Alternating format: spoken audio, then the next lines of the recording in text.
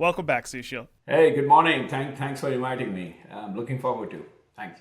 Of course, I am too. So you guys have an interesting integration. Can you just start off by explaining what is WalletConnect and why should users of Web3 be interested in this technology? Sure, absolutely. Wallet Connect is sort of new in the game in terms of it's been there only for like last couple of years. But what it is it's an open source protocol. It's sort of a bridge between dApps and mobile apps. Okay, digital wallets. Actually, I shouldn't even say mobile apps. Digital wallets, which could even be an extension or could be a mobile app, right? So think about the way I've been explaining people is think about before Wallet Connect, every dApp had to build some sort of an integration layer so that I could connect my digital wallet to that dApp. So it was a lot of these one-off that was going on, and it was okay. People were using MetaMask, they were using all these different technologies, and then this was mostly on Ethereum, and then on every blockchain, every dApp developer had to build an integration layer to connect the digital wallet. So it's multiplied by the number of blockchains and the number of apps, right? So Wallet Connect came up with a standard. That's the open source protocol by which every digital wallet could connect to the dApp in a universal method. So they came up with a universal method by which you connect. The other way to look at it, because I was trying to explain that to a friend of mine who's not very technical, is think about Bluetooth. Once you had Bluetooth technology, which came out like 20 years back, every electronic device could connect to another device. They didn't have to worry about how, as long as you followed the standard. It's sort of similar.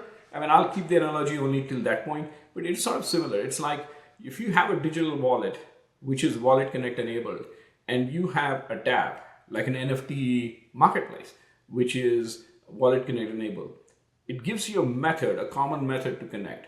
Okay. So that's sort of like, and it's a very secure and a private way where you don't have to share your private key. So typically what happens is if I build an NFT marketplace, I will connect with Dropp. I'll build something with Dropp. I'll build something with, let's say in Hedera, Blade Connect or Hashback. I'll build those adapters to connect. And it's quite a bit of an effort. With Wallet Connect, as long as you are Wallet Connect enabled, they give you a very easy method for every digital wallet to connect to them. So why do you need to connect to an NFT marketplace or any dApp? Is because it gives you, this is a new Web3 commerce method. And that really is why I'm very interested in, and people, users should be interested. This is an entirely new way of commerce where there is no intermediary, where the digital wallet is connecting directly to the marketplace. It's a peer-to-peer communication. And as you understand, in the DeFi space, in a peer-to-peer communication, you don't share your private key. You don't want to share everything with the other party. You want to keep it as private and as secure. Wallet Connect lets you do that, right?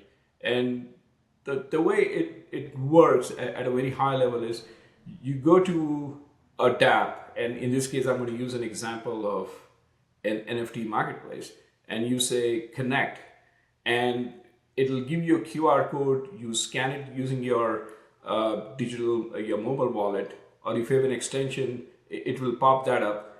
And basically, you share a key. There's a little bit more technology with it behind this, but you share a key which the NFT marketplace will produce, and you create a secure connection. And after that, you and the app can communicate securely. You can share transaction. You can sign the transaction. There's a lot more that can happen.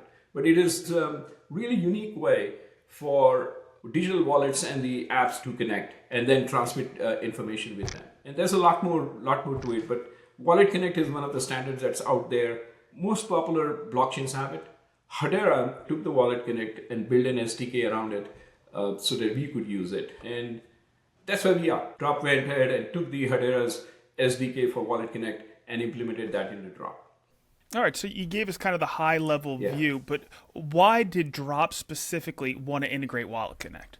Sure. So as you understand, Dropp is a micropayment platform. We enable both fiat, which is US dollar, and we have built everything, and we continue to build everything on the banking rails. But Dropp is also a Hedera wallet. I mean, natively, that's what a Dropp wallet is. It's a digital Hedera wallet. As we see changes in the Web3 world, as we see new improvements, and we keep building that in. Just a couple of weeks back, we introduced USDC from different blockchains. Now we're introducing WalletConnect because that's another way of commerce. So in Dropp, you can do an in-person payment. You can actually pay someone in person. Like you can pay someone $2, $10. You can absolutely do web commerce. We have built all sorts of widgets with WordPress plugin and pay links by which you can actually do commerce on the web. And this is our third leg, which is Web3 commerce, right? Where you can attach and I call it attach, you can attach your digital wallet to the app and transmit information, transmit transactions in between on a peer-to-peer basis. So we are absolutely interested in Web3 commerce. That's going to be the new way of commerce. We had web commerce, Web2 commerce, and now this is Web3 commerce. And this is just the start. You would see a lot more happening in the near future in this Web3 commerce. So we're definitely interested in that.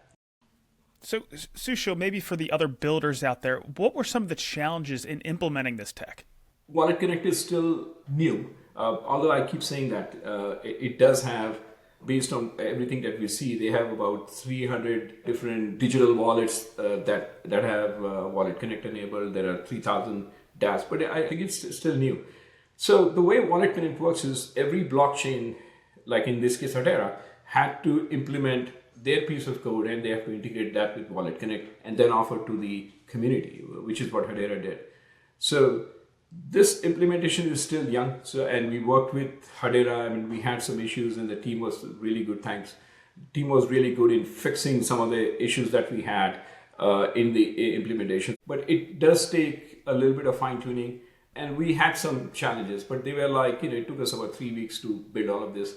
As you understand, in Dropp, the challenge is not only do we have a digital wallet, we also have extensions on every browser there. So our challenge was a little bit more because of the extent of what Dropp offers. So it took us a couple of weeks to build this, but it's out there, and I would really encourage the community to start using it because this really brings Hedera deeper and closer to the DeFi world. It brings us closer to the Web3 commerce, and we're moving towards the DeFi space, and this really helps us with that. The other challenge that we had, Brandon, is what I just shared with you is WalletConnect lets you transmit transactions where you as a dApp will send me a transaction and I sign that transaction. Now that transaction could be a smart contract, it could be a scheduled transfer, it could be all sorts of rich transaction type. The challenge was not really the issues with the SDK. The issue was user interface. How do you make it really, really simple when someone sees the transaction for them to understand what it is, right? Because it's a cryptic code. I mean, that's the problem with the entire Web3 world. It's not very user friendly. So most of our time that we spent wasn't implementing WalletConnect. It was making it really simple and easy for an end user to see what they are looking at and then sign the transaction. You don't want to sign something which you didn't understand. So, and I think we've just started it. Every transaction we're looking at it, and we're trying to break it down so that to make it readable, to make it easy for the consumer to understand that. That was a challenge. That has nothing to do with implementation. That's how it is. And I think we've solved the problems when you want to transfer a token or currency from your wallet to the dApp. We think we solved it. I think the next problem we're going to solve is how to see a smart contract coming in your way, and how do you really decipher that and make it readable. So there are some challenges, but I think WalletConnect definitely has solved the bigger one, which is how do you connect securely, privately, and they solved it. So I think it's a good solution out there. Sushil, it's so good to set these standards, but what other blockchains, apps, wallets are supporting WalletConnect? In the Hedera community, I think some of the wallets have already started implementing WalletConnect. Very soon you will see some of the NFT marketplaces start using it. I think we are working with one of them, and we'll announce that they will be implementing WalletConnect. It takes a while for the adoption. Hedera just released it a couple of months back, the SDK. But if you go beyond Hedera, right, and if you go to Ethereum and you go to Polkadot, you go to Cosmos, there's a wide range of applications, anything from Uniswap to Avlo. I mean, there's a lot of mega players out there who have implemented WalletConnect, including Coinbase. I mean, Coinbase had their own, I'm glad you asked this question. Coinbase had their own CoinLink, I think, a connector by which you could connect two dApps. And now they're using WalletConnect. MetaMask has WalletConnect. So I think there's a broad level of acceptance here. And I'm really glad that Hedera introduced it because we need to follow as many standards as we can. And then you get broadly accepted by the entire DeFi community, not just the Hedera community. Yeah, sure. So finally, how exactly does this help Hedera and our community specifically? Yeah, I think, and I alluded to that before, it really brings us much closer to the DeFi community. The more you implement these standards, you get broadly accepted as another major DeFi player. And we are there. We have so many of the technology in Hedera that makes us completely DeFi centric. Implementing WalletConnect, and there are some other standards too that are coming in. Implementing standards like that really makes a big difference, just in terms of the respect you get in the DeFi community, and then it just gets easier for anyone to build something on Hedera. So this is, by the way, WalletConnect is also across blockchains. So you could really build a dApp and accept connections from different blockchains. So then you start playing the cross-blockchain interfaces very easily. You can start building those applications. So it helps us in lots of different ways. Hedera is not a silo, right? We have to be working with a blockchain, and that's what technologies like Hashboard and many of those other technologies do that for Hedera. This is yet another way of us getting involved in the broader DeFi community. Sushil, thanks for telling us about WalletConnect, and keep up the good work. Thank you very much. Thanks. I'm now posting these interviews of Hedera builders independently to my channel. The community, influencers, and media outlets are free to use this content to spread the word on what's being built on Hedera. Once they're all uploaded, you'll be able to go to my channel and search for whatever topic or team you're interested in to find more information. Or you'll be able to get the most recent Hedera news by watching the latest HBAR Weekly update. So check them out.